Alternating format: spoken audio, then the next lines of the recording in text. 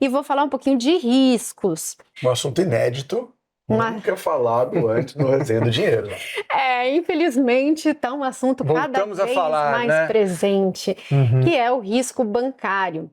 Nessas últimas semanas, o mercado só fala de Digimais. Não só Digimais, PicPay também entrou aí na onda e foi deflagrada uma operação da Polícia Federal envolvendo aí o Digimais, o PicPay e o Digimais num caso um pouco parecido com o Banco Master, no sentido de o banco usando aí FDICs, né, fundos não tão transparentes, para inflar preços de alguns ativos e, portanto, deixar o balanço do Digimais mais saudável. O Digimais foi um banco que cresceu, que dobrou o tamanho dos empréstimos de 2020 até 2022 e em cima de empréstimos muito arriscados para o setor de veículos, que a gente sabe que é um setor que sofre bastante na crise, e ficou com PDDs, né, provisões para pagadores duvidosos muito altos, gerando um prejuízo muito alto, piorando o balanço, mas acabou utilizando esses FDICs para dar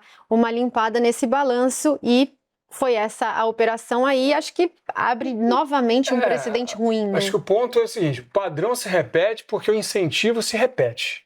Todo banco cresceu muito rápido e quebrou. Todo mundo que quebrou aí nos últimos anos foi porque cresceu muito rápido, cresceu a carteira de crédito muito mais rápido do que a média do mercado, ofereceu incentivos muito maiores do que a média do mercado, né? O CDB pagando 140% do CDI, e isso, obviamente, gera instabilidade. Então, o padrão é esse. A gente tem que olhar para esses indicadores e ficar atentos, porque está crescendo muito rápido, está oferecendo coisas que ninguém está oferecendo.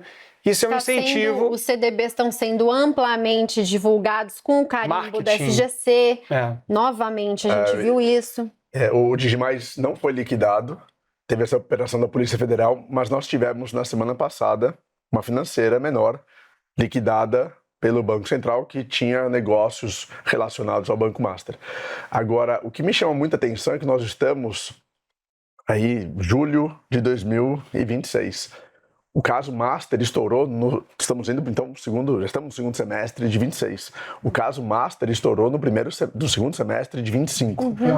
E nada ainda foi realmente implementado pelo FGC e pelo Banco Central para que nós tenhamos uma mudança no comportamento dessas instituições financeiras do Brasil. A gente tem muita discussão. Tem uma pequena mudança. Uma pequena mudança de que se os bancos quiserem usar os CDBs para coisas mais arriscadas, eles têm que lastrear em títulos públicos federais, mas eu concordo com você no sentido que é muito pouco. É muito pouco. E a gente precisa, o Banco Central e o FGC precisam já zelam, obviamente, pela estabilidade do sistema financeiro, mas precisam mudar a prática desses bancos exibindo, fazendo marketing, alardeando esses CDBs sem que o investidor entenda exatamente o risco. E o FGC não tem bolso infinito. E vamos lembrar que o FGC não é público.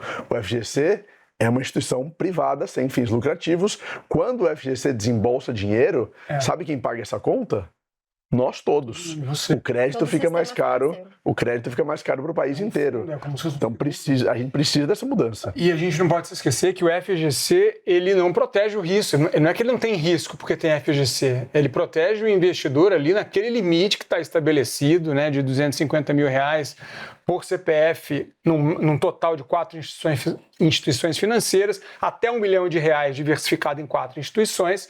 Agora, é o que já falamos aqui. Se você está vendo, se existe a Selic, o CDI, e um banco grande paga 100% num CDB, você tem que desconfiar quando alguém está oferecendo algo com um pagamento muito maior, porque isso potencialmente é risco para você. Então, cabe ao investidor também ficar atento com as ofertas, com o marketing e não deixar a ganância tomar conta, né? É claro que é muito mais atrativo pegar um CDB que paga 140% do que um que paga 100%. Porém, é isso, você vai ficar colocando em risco até quando? E é o que você falou, Bernardo. Pode ser que a gente não sabe. O FGC vai ter bolso para pagar? Não, o FGC agora tem metade, mais ou menos, do caixa que ele tinha antes do caso do Banco Master. Então é um FGC agora, com muito mais fragilizado, exatamente. Agora, nossa rainha da renda fixa, como que o pequeno investidor, porque se o Banco Central muitas vezes não encontra essas informações, como que o pequeno investidor pode encontrar de alguma forma, ainda que superficial, mas entender um pouquinho sobre a saúde financeira de uma instituição. Porque tem a linha do Thiago, que eu gosto, que é quando o dinheiro é muito fácil, o santo desconfia. Então, se você já viu alguma coisa muito alta, 140, 150, 130 do CDI, já desconfie.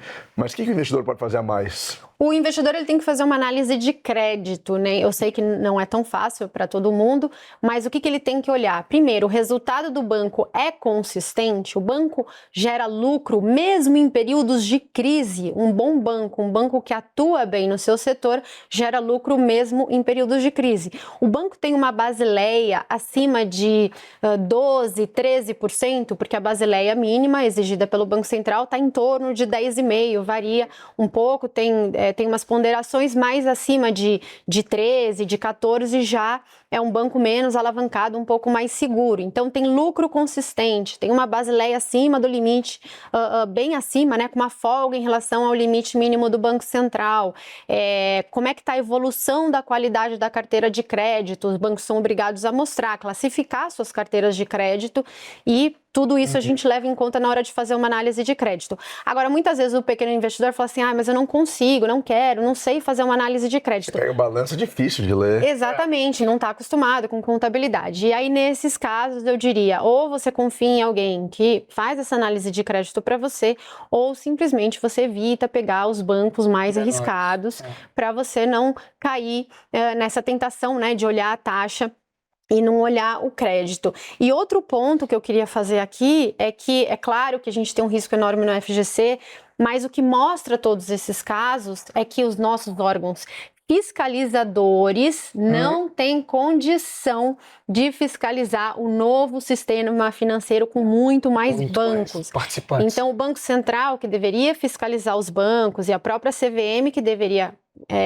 colocar as regras, né, e evoluir as regras, está trabalhando com regras antigas e com um pessoal insuficiente para fazer toda esse acompanhamento do que os bancos estão fazendo. Então, fica difícil realmente você contar com...